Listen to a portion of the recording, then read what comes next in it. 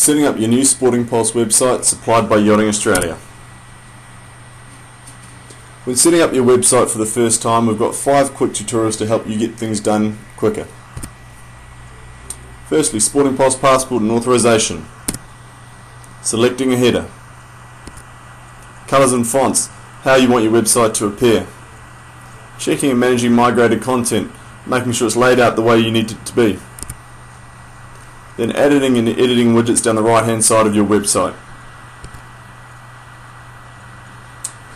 If at any stage during the process of setting up your website you're having any difficulties or problems, please contact your relevant state association.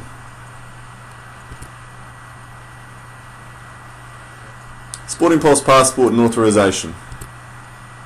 So if you're a current web administrator of your current website, it'll automatically be set up with a Sporting Pulse passport and be given access to the new Sporting Pulse website. If for whatever reason you don't receive a Sporting Pulse passport, or if you want to set up a new administrator, you need to set yourself up with a Sporting Pulse passport. To do this, you can use the link listed here, or simply go to Google, type in Sporting Pulse passport. It's pretty self-explanatory, pretty straightforward, and you should be able to set yourself up. Once you are a website administrator, you will have the ability to add anyone or block anyone from being administrated to your website. I'll now take you through the process of setting up a Sporting Pulse passport and giving people access to edit your website. Okay, getting set up with the Sporting Pulse passport. As I mentioned, one way to do it is simply to go to Google, type in Sporting Pulse passport, and see what results that gives us. So the top option here, Sporting Pulse passport, that's what we want. So if we select that, we come to this page here. Up in the top right hand corner here, we've got SP passport. We want to select that. It'll bring us to this screen here where it asks us to sign in if we're an existing Sporting Pulse passport holder, or register. So we want to register. We'll select register, and we'll go through the registration process. So we'll put in an email address. I've got a test email address here. I'll put in. Okay, my name. And a password that is easily remembered. I'm constantly forgetting passwords. And selecting a country, please choose Australia because Sporting Pulse does have a presence in other countries, and if you select another country it might confuse them. Selecting your relevant state there, and the sport. The sport obviously here is sailing. Create the passport. It'll ask you if you want to sign up to any newsletters. My suggestion is not to, because they clog up your inbox, and whether or not you read them, that's up to you. But if you did want to sign up to any, the useful one might be the SP Digital newsletter, which is any updates about what Sporting Pulse are doing, any enhancements or any little functionality that's going to be coming onto the websites. So we'll sign up for that one and create the passport.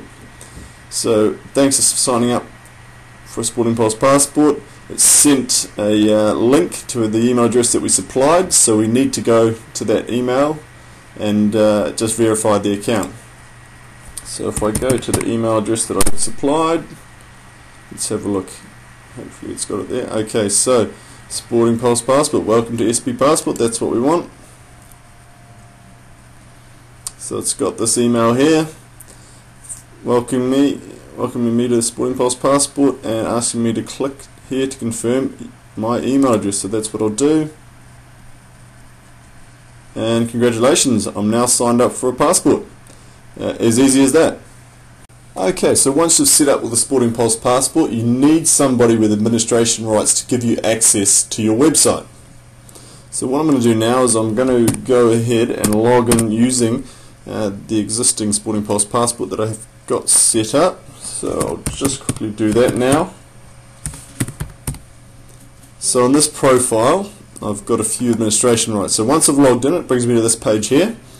What I want to do, so if you're an existing administrator and you've received a Sporting Pulse passport, you should have your administration rights. So what you want to do is you want to go into websites and you want to select the websites that you have access to. So this list here shows me all the websites that I have administration rights for.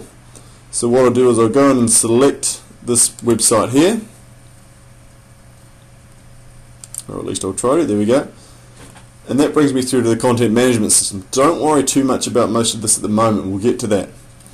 The thing we need to focus on is if we scroll to the bottom under Manage Settings, we've got this Authorization tab here. If we select that Authorization tab, what it gives us is a list of people who've got administration rights to this particular website. So what we can do here is we can then add someone to be an administrator, or we can take them off. So I can choose to take any of these people away from being an administrator. I'm not going to do that right now. What I want to do is I want to add a new administrator. So the passport that I just set up with the dummy email address, I'll add that as an administrator. So if I type in the email address that I just set up with, so I think this is the one I used, and we'll see what happens by adding that. Okay, so fantastic. We've got two Julian Palmers there, one using obviously my Yachting Australia email address, the other using the dummy email address that I just set up with.